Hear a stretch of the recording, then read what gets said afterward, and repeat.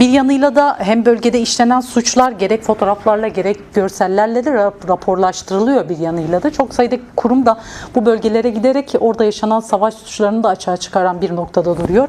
Ama bir yanıyla da sıklıkla yapılan bir çağrı var. Bu çağrının ben önemli olduğunu düşünenlerdenim. Mürşit Pınar sınır kapısı açılsın. Yardımlar, insani yardımlar engele takılmadan aslında o kişilere, Kobane'ye ya da Suriye halklarının tamamına ulaşsın diye. Bu noktada çağrılar karşılık buluyor mu diye soracağım. Bulmuyorsa da bunun nedenlerini biraz açmakta fayda var. Çünkü bu çağrı sıklıkla hem siyasi partilerden doğru hem de sivil toplum kuruluşlarından doğru da yapılan bir çağrı aynı zamanda. Ya çağrılar tabii ki karşılık buluyor. Şimdi orada yaşanan sorun bir askeri gerilimin yaşandığı bir sorun değil. Gerçekten de yaşanan gerilim tamamen siyasi, diplomatik ve statüsüzlüğün getirmiş olduğu bir sonuç. Aynı zamanda orada inşa edilen, 2013 yılından beri inşa edilen demokratik ulusa yönelik bir müdahale, bir kuşatma altına alınmasının en önemli nedenlerinden biri bu. Bir yönüyle 6 Ocak'tan sonra Suriye'de, Halep'te özellikle 2 mahalleye yönelik gerçekleşen saldırı sonucunda bu şehirlerde özellikle nüfus yoğunluğu artmaya başladı. Bu nüfus yoğunluğunun artmasıyla bahsettiğiniz bir insani kriz gerçekleşti. Şimdi burada devasa bir insani kriz yaşanıyor ama dünyanın geneline baktığımızda, devletlere baktığımızda aslında o statikocu anlayışları insanlık onuruna yönelik bir müdahalenin gerçekleşmemesi, işte bu derin krizle karşı karşıya kalması aslında egemen güçlerin genel anlayışı bu. Burada bu gibi durumlarda çünkü kendileri doğrudan sorun içinde oldukları için buraya duyarsız kalıyorlar. Bunu Gazze'de de yaşadık aslında. Gazze'de de yaşandı. Burada çağrılar tabii ki önemli. Bu karşılık da buluyor. Ama nasıl? Zaman alan, süreyi uzatan bir sonuçla karşılaşıyoruz. Geçişler başladı ama nedir? Bundan 3 gün önce başladı ki 1 aydır derin bir insani kriz yaşanıyor. Bununla bağlantı olarak da demokratik güçlerin, internasyonel güçlerin yine uluslararası düzeyde yapılan çağrılar yine hem DEM Parti'nin ve aynı zamanda genel olarak yürütülen diplomatik çalışmalar aslında sonuç vermiştir. Ama istenilen düzeyde mi? Değil. Bu insani koridorun açılması sonuçta o şehirde yaşayanlara yönelik belli desteğin gitmesi, ihtiyaçların gitmesi en doğal insani haktır. Bunun çabasını bizler de yürütüyoruz. Artık masada demek mümkün mü ki çoğu değerlendirmede bu yönde. İsterseniz sizinle devam edelim değerli Çınar. Yani Kürtler masada önemli bir eşik aşılmış oldu. Hem diplomatik alanda, yani bugüne kadar Orta Doğu'da hep bir askeri güç olarak görülürdü egemen güçler tarafından. IŞİD'e karşı hep müttefik olarak ifade ediliyordu. Ama bugün gelinen aşamada özellikle bu konferansa katılımıyla yaşanan şu: Kürtler artık masada. Şimdi hem diplomatik alanda hem de bir siyasi aktör olarak görülmesi noktasında da Kürtlerin Orta Doğu'da artık belirleyici bir aktör olduğunu da ifade etmek gerekiyor. Yani egemen güçlerin de sadece şuradan işte bir askeri güç IŞİD'e karşı hala işte mücadele eden bir askeri güçten çıkıp gerçekten de bir yönlü statü kazandırılması ve Kürtlerin varlığının oradaki yapılan anlaşmayla bunun uygulanabilirliği noktasında da iki arkadaşın da, yani hem Mazlum Abdi'nin hem de İlham Ahmet'in ifade ettiği uluslararası boyutuyla bir garantörlük ve kontrolün olması gerektiğini ifade ettiler.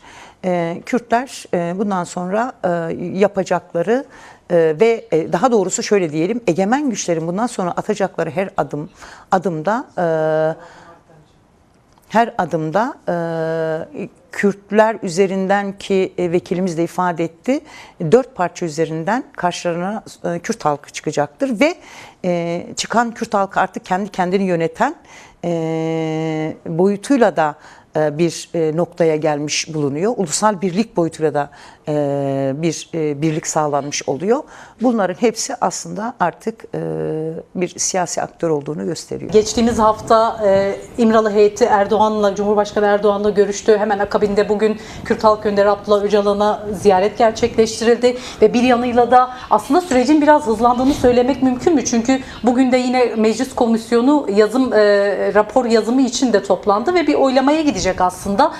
Bu sürecin biraz daha hızlandığının emareleri mi bunlar? Siz nasıl yorumlarsınız? Bir yanıyla da Kürt Halk Önderi Abdullah Öcalan'ın son açıklamasını. Şimdi gene Orta Doğu'ya baktığımızda yani sürekli uzun süredir, hatta tarihsel olarak da hep biz savaş politikalarıyla varlığını sürdüren bir coğrafyaydı.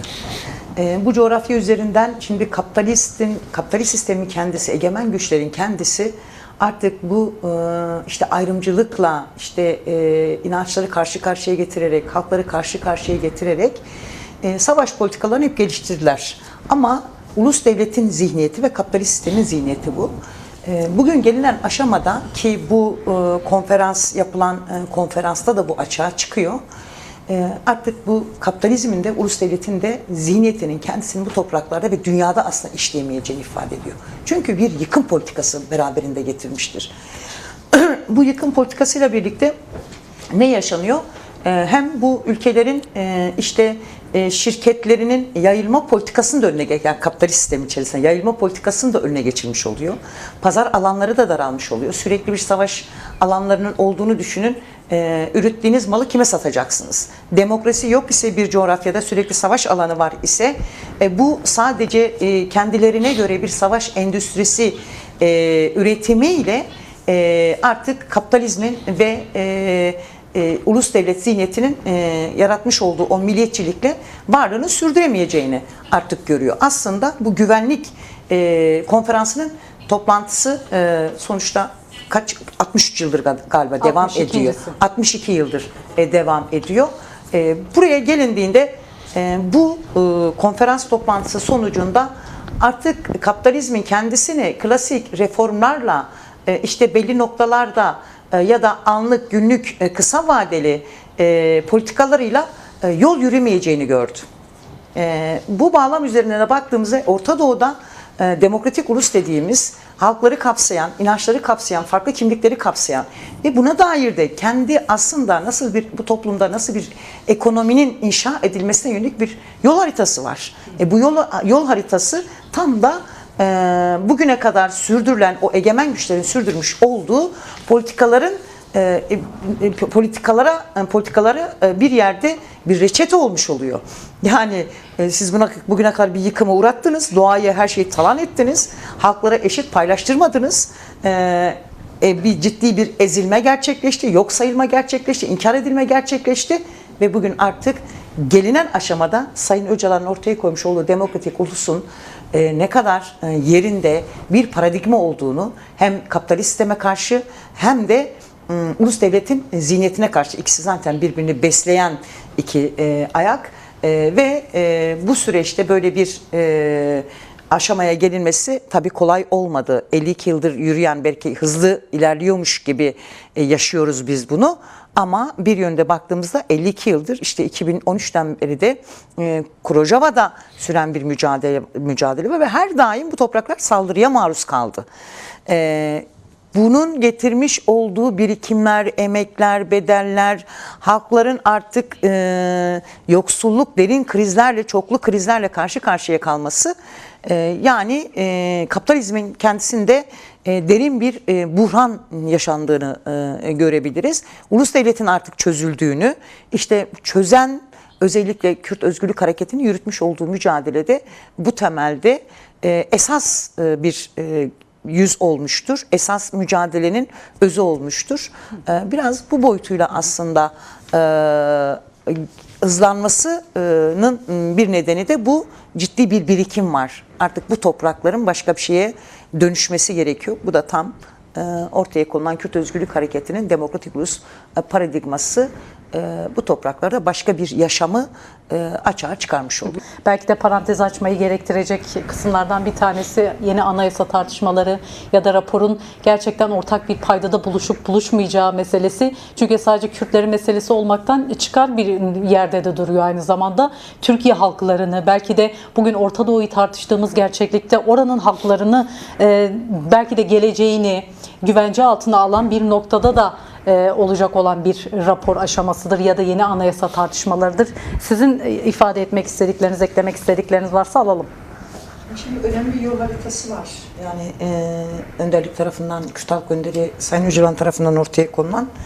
Ama genel sevgili Tayyip temelinde bahsettiği çerçevede hala belli söylemlerin dışına çıkmayan, işte basınıyla çeşitli alanlarda bir dil kullanılıyor. Biz halkla yapmış olduğumuz buluşmalarda da halkın da bundan ciddi olarak rahatsız olduğunu ve güven vermediğini ifade ediyor. Yani bu devlete aynı zamanda işte mevcut olan iktidara güvenmediklerini ifade ediyorlar. Sonuçta eğer bir gelişme, değişim yaşanacaksa hem kendi Türkiye toplumu açısından belli bir dilin kullanılması, belli bir söylemden çıkılması gerekiyor. Aynı zamanda bizler de zaten belli çalışmaları yürütmüş oluyoruz. Yani Orta Doğu'da yaşanan gelişmeler, Kürt halkının artık işte önderliğin masada olduğunu ifade ediyoruz.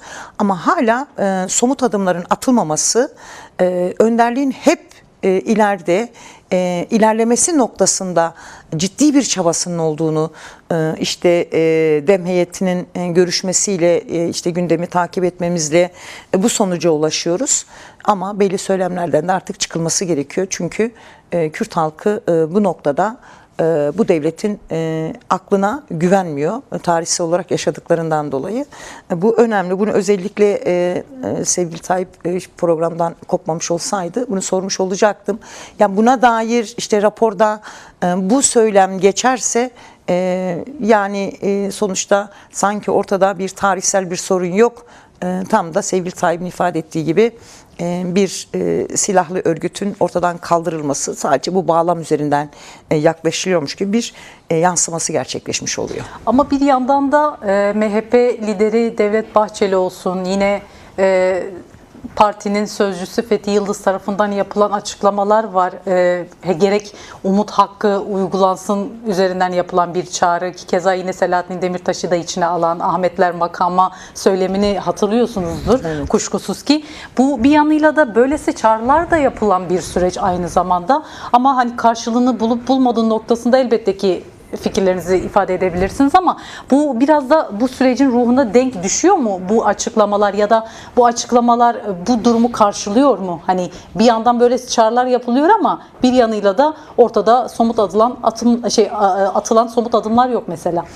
Yani bir yönüyle bu açıklamalar tabii kıymetli, değerli buluyoruz ama söyledikleriyle çelişen açıklamalar gerçekleşiyor. Rojava'ya yönelik yapılan saldırıları döneminde şöyle bir açıklaması da vardı Devlet Bahçeli'nin. Yani Kuzeydoğu, işte Batı hattından Kuzeydoğu Suriye'ye çekildiler. Biz orada bile işte yuvalarına kadar gireceğiz. Bu açıklamalar da gerçekleşti. Şimdi burada bir güven noktasında, işte bu topluma şeffaf yaklaşma noktasında bir sorun olduğunu düşünüyorum ben. Çünkü toplumun genel bakış açısı da bu. Buradan da eğer samimi Kürt Halk Önderi Sayın Öcalan gibi samimi, ciddi bir yaklaşım söz konusuysa yapılan işte hem grup toplantılarında hem de basına yönelik yapılan açıklamalarda dilin değişmesi gerektiğini düşünüyorum. Yoksa o açıklamalar tabii kıymetli, ama o açıklamaları yaparken bir yönüyle Kürt Özgürlük Hareketi'nin mücadelesini de parçalayan bir yerden de dil kullanıyor. İşte Sayın Öcalan tamamen SDG'ye karşıymış gibi ya da SDG mazlum attı Öcalan'a karşıymış gibi bir dilde kullanılıyor. Şimdi bu dil Kürt halkını da Türkiye'deki gelişen süreci de geliştiren, değiştiren, dönüştüren değil, gerçekten bir yerden sonra da önüne engel olan söylemler olmuş oluyor. Bunu özellikle ifade etmek istedim.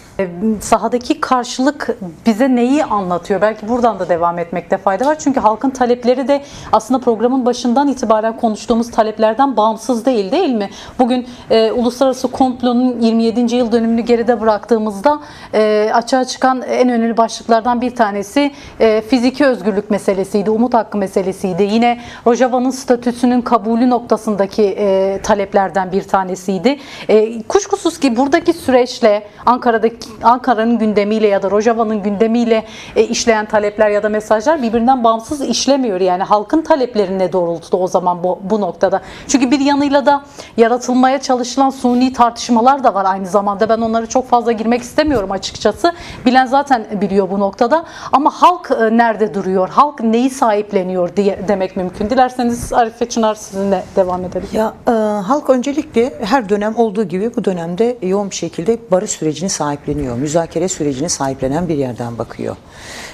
Bu halk hiçbir zaman hakikaten savaşı istemedi. Yani savaşa hep karşı durdu. Alanlarda oldu, barış için direndi. Ama gelinen aşamada ve bizim yapmış olduğumuz toplantılarda da ki ilk 27 Şubat çağrısı yapıldığında, Barış ve Demokratik Toplum çağrısı yapıldığında gerçekleştirdiğimiz toplantılarda da şu vardı. Bu hem Kürt halkı açısından hem de Türkiye toplumu farklı kesimleriyle buluştuğumuzda da açığa çıkan sonuç şuydu. Biz müzakere sürecini destekliyoruz. Bu süreç işlemeli. Artık Kürt halkının iradesi noktasında gerekli çalışmaların ya da müzakerenin yapılması ve sonuçlanması gerektiğini ifade ettiler. Yani barışı savunan toplum barışı savunurken hakikaten %80, %90'lar gibi barışı savunan bir toplumla karşı karşıyayız. Ama bu iktidara ya da bu devletin aklına barış noktasında, barış konusunda güvenir misiniz dediğinde bu %20, %25'lere düşen bir orana geliyordu. Çünkü hem bu 22 yıllık iktidarın bu topluma yaşattıkları adaletsizlikleri, toplumu çürüten politikaları hayata geçirmesi, bugün devasa bir toplumun geneli bir ekonomik krizle karşı karşıya kalıyor ve bir yönüne de baktığımızda aslında bu süreci manipüle de eden bir akılla da yapmış oldukları açıklamalarla bu sorunu çözme değil, biraz önce ifade ettiğim gibi hakikaten önüne engel olan bir yerden de yaklaşıyor. Yani bu sürecin şeffaf yürümesi konusunda halk işin açıkçası güven duymuyor. Yapmış olduğumuz çalışmalar üzerine, toplantılar üzerinden, görüşmelerimiz üzerinden. Bu her iki taraf için de geçerli. Tabii ki Türkiye'de bir ulusalcı kanat var, farklı yaklaşan var. İşte Kürtleri tarihsel olarak hep güvenlik sorunu olarak gören bir kesim var. Ama şimdi rapora eğer terörsüz Türkiye olarak geçiyorsa bu bir sorundur halk nezdinde. Bu hepimiz açısından sorundur. Yani bu bir süreç, gerçek silahlar bırakıldı. Yerinde bu insanlar oturacak, üzerinden sanki bir yaklaşım sergileniyor. Sonuçta biliyoruz bunun üzerinden yol yürünmeyeceğini hem Kürt Özgürlük Hareketi üzerinden hem de heyet üzerinden ciddi çalışmalar yürüdüğünü bu halk biliyor. Burayının da nasıl sahiplendiğini de biliyor. Nasıl yol yürümesi gerektiğini de Kürt Özgürlük Hareketi ve DEM heyeti üzerinden bir güven var. Ama hala devletin 2013-2014 yılındaki bir deneyimi, masanın devrilmesi, bu konuda da ciddi bir güvensizlik olduğunu ifade edebiliriz. Çünkü belki birazdan siz soracaksınız ama Akın Gürlek gibi o başlığa geleceğiz. Bir savcının bugün Adalet Bakanı olması bile halkta ciddi bir kaygıya neden olmuştur. Şimdi demokrasi diyorsak evet bir süreç başladı 27 Şubat'tan bu yana, çok önemli ama bir yöne baktığımızda yapmış oldukları uygulamalarla, adaletsizliklerle çelişen bir duruma da karşı karşıyayız ve halkın en fazla kaygılandığı şey bu. Sorunlar bunlar. Çok fazla tepki çeken bir yerde durduğunu ifade ettik ama bu tepkilerin geliş nedeninin altında yatan bir durum da var aynı zamanda. Belki Yunan tarihini okuyanlar çok yakından bilir bu kelimenin kendisini, juristokrasi dediğimiz bir kavramın kendisi nedir? Aslında Yunanca'da karşılığı yargıçlar yönetimi, yargıçlar hükümeti diye anılan bir kavram aynı zamanda. Ama bunun bugünkü Türkiye koşullarına yansıması Akın Gürlek'in atanması üzerinden aslında ben bunu söyleyeyim. Aklıma bu kavramın kendisini getirdi. Neden diyeceksiniz? Çünkü bir yanıyla da yargı bağımsızlığının meselesi bu kadar konuşulurken, işte yürütmeyle olan ilişkisi, kavgası bu kadar tartışmalı bir hal almışken aslında bu atamanın kendisini, bu otoriteyi genişletmek ya da daha fazla hükmetmesi için atılan adımlardan bir tanesi olarak yorumlamak mümkün mü, yani bir bütün? Şimdi özellikle bu 22 yıldır, yani Türkiye'de hep yargı bağımsız değildi. Ama bu 22 yıl boyunca tamamen siyasi kararların aldığı, yargı üzerinden, yargıçlar üzerinden ya da savcılar üzerinden siyasi kararların aldığı bir süreci yaşıyoruz. Siyasete bağlı sonuçta bu kararlar alınıyor. Yani bu kendi organlarıyla, kendi işte kurumlarındaki kurumlarına yönelik ya da bakanlıklara yönelik yapılan atamalarla her dönem şey olmuştur. Kendisini nasıl güçlendirebilir üzerinden gerçekleşmiştir. İktidarların geneli böyledir ama 22 yıllık iktidarda bu çok daha bariz bir şekilde açığa çıkmıştır. Şimdi yargının elinde olması demek, işte Akın Gürlek gibi bir ismin getirilmesi demek İçişleri Adalet Bakanlığı'na. Bu Türkiye'de yaşanan pratikler üzerinden hem Kobani süreci, işte sevgili Murat bahsetti. HDK yönelik operasyonda, kent uzlaşısında, CHP yönelik yapılan operasyonda ve gözaltı tutuklamalarda, kayyumlarda pratiği ortada. Şimdi devasa bir adaletsizlik var. Seçilmişin iradesine el konulmuş. Antidemokratik bir uygulama var. Şimdi bu antidemokratik uygulama var ise bu boyutuyla bir demokrasi ya da adaletin bağımsızlığı nasıl işleyecek? Ben de soruyla yapmış oldum. Yani devletin aklı hakikaten ya da iktidarlar bu temelde kendilerini güçlendirme üzerinden bu kişilikleri bulunduğu noktadan işte başka bir noktaya getiriyorlar. Sonucu bu. Ama sancılı süreçler, yani öngörmek, evet biz kendi mücadelemiz açısından, demokratik siyasetin büyütülmesi açısından ve Türkiye'de demokratikleşmesine yönelik atılması gereken adımlara yönelik mücadelemizi sürdürüyoruz. Ama baktığımızda bir taraf üzerinden bahsettiğimiz işte devletin aklı üzerinden ya da iktidarın kendi üzerinden somut adımların atılmadığı sürece bir de bu yönlü konumlandırmalar, adaletsizliğe dair özellikle pratiğin olduğu birilerini konumlandırılması bu ciddi anlamda kaygı veriyor yani. Bunu ifade edebilirim ama biz kendi mücadelemiz açısından, yürüttüğümüz mücadele açısından her açıdan şeffaf yaklaşıyoruz. Biz ne kadar Akın Gürlek meselesini tartışırken Adalet Bakanlığı konusunda bir yanıyla da kritik bakanlıklardan bir tanesinin İçişleri Bakanlığı olduğunu ifade ediyoruz. 90'lı yıllardaki faili meçhullerle anılan Mehmet Ağar atanması ardından Mustafa Çiftçi'yi ziyaret ediyor. Aslında bu ziyaret de aslında basına yansır bir noktada. Biz aslında İçişleri Bakanlığı yapmış olan isimleri de böyle bir hafızamızdan geçirdiğimizde biraz seceresinin de ne olduğunu hepimiz biliyoruz aslında. Ama böylesi kritik bir bakanlığın bakanlığa dönemsel olarak yapılan bu ziyaretler ya da verilen bu kareler ne anlam ifade ediyor ya da nasıl yorumlamak gerekir bilmiyorum. Nereden başlamakta fayda var? Yani Arife Başkan siz buyurun. Ya, bu tabii bir tablo değil. Türkiye'de demokrasinin geleceği işte Mehmet Ağar'ın bu toplumla sonuçta yüzleşmedi. Diğer bakanlar da ve diğer başkanlar da hiçbir zaman yüzleşme yaşanmadı. Bu yüzleşmenin yaşanmaması bugün yine o kirli eller üzerinden birinin gidip geçmişte birçok suçu işlemiş, katliamlara neden olmuş ama bir yönüne gidiyor bugün iktidarın atadığı yeni bir bakanı ziyaret ediyor. Bu görüntüler hiçbir zaman adaletten yana olmamıştır. Bu görüntüler hiçbir zaman bu toplumda eşitsizliği nasıl giderebilirizin pratiği olmamıştır. Yani bu fotoğraf aslında Türkiye toplumuna bir yerde şu mesajı da veriyor. İnsanlar da bu şekilde yorumlaması çok normal. Yine tamam bir süreç var ama başka şeylere mi dönülüyor? Ya da Akın Gürlük'ün gelmesi özellikle tamam bizi de çok ilgilen kent uzlaşısı boyutuyla verilen kararlar üzerinden her kesimi ilgilendiren ama CHP üzerinden de başka bir ya da mevcut illerde CHP'nin olduğu illerde yeniden bir işte olan illere kayyum mu atanacak? Şimdi çünkü ortada bir pratik var, ortada bir adaletsizliğin pratiği var. Bu adaletsizliğin pratiği üzerinden yine benzer kişiler üzerinden bir konuma getiriliyor ve en önemli konumlar. Şimdi bu yönüyle toplumun kaygılı yaklaşması çok yerinde. Yani tamam biz umut edelim, bir değişim olsun sevgili Murat'ın dediği gibi ve bundan sonra yürüyecek süreç tam da Adalet Bakanı'dır, İçişleri Bakanı'nı ilgilendiren boyutu çok fazla.